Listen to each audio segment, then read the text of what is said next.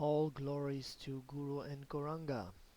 So today I'm presenting to you for the first time in the English language a presentation compiled by Sri Krishna Chandra Prabhu from Switzerland called Logismoi. How our basic drives direct us towards Radha and Krishna. So,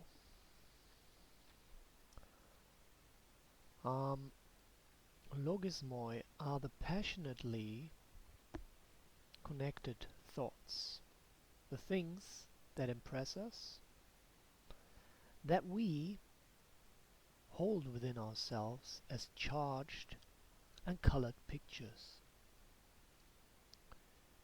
They emerge as specific objectives, plans, intentions, desires, inspirations, feelings, motives, moods, etc. in our consciousness.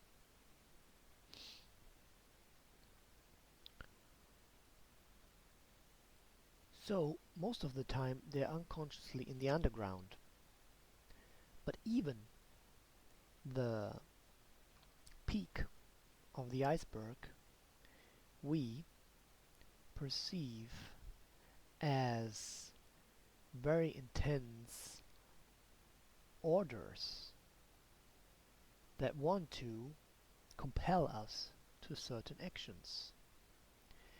The higher the identification with them, the stronger is their power on us. Also, advertising works with Logismoi. That means passionately connected pictures. Advertising does not want to give objective information. It wants to give passionately colored memories.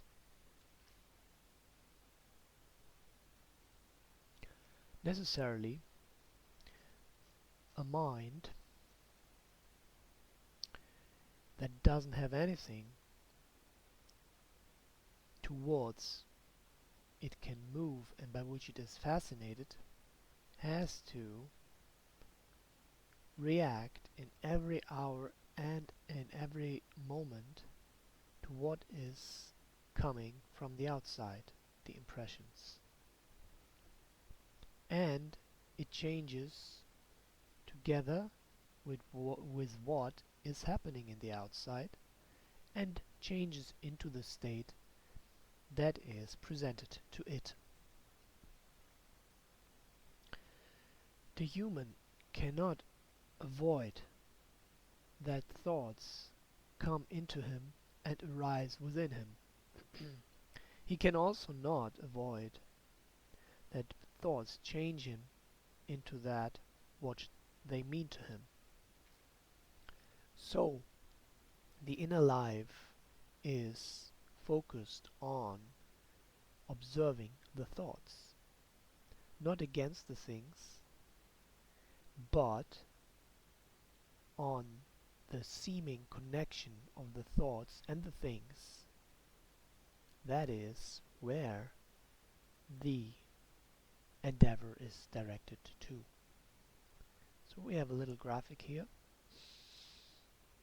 So we were talking about impressions, that's called samskara, which are stored in the chitta, which is the screen of consciousness, which colors everything we perceive.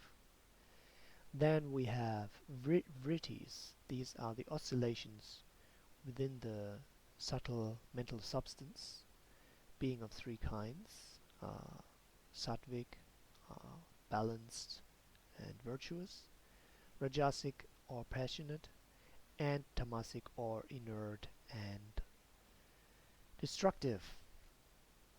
So then we have, from that comes vasanas, means tendencies.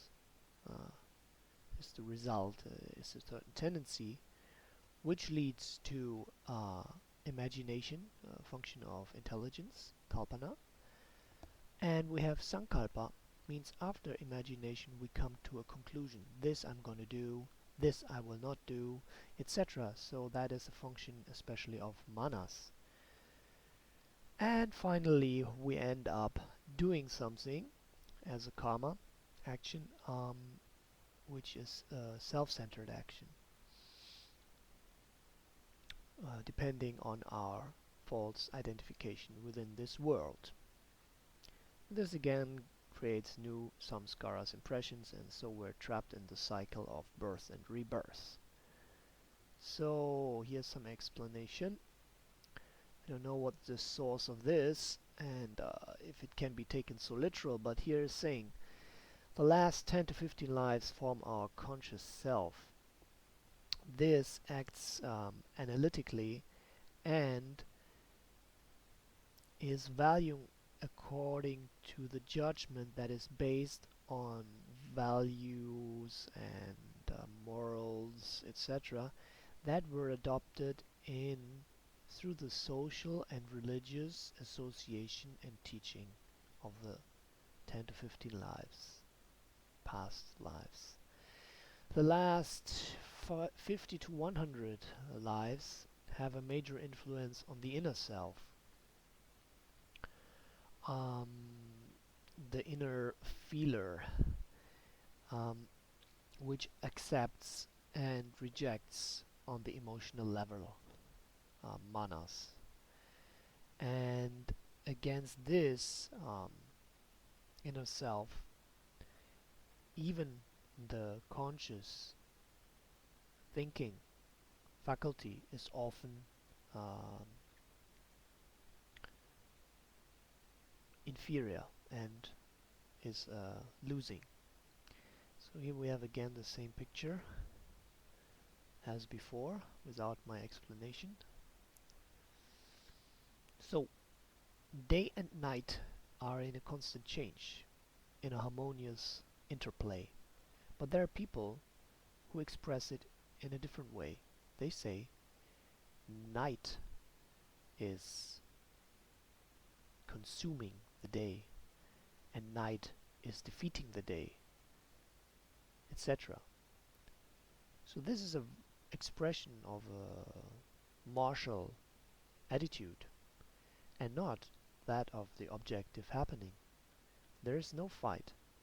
The one who's fighting is always the third party, the false self.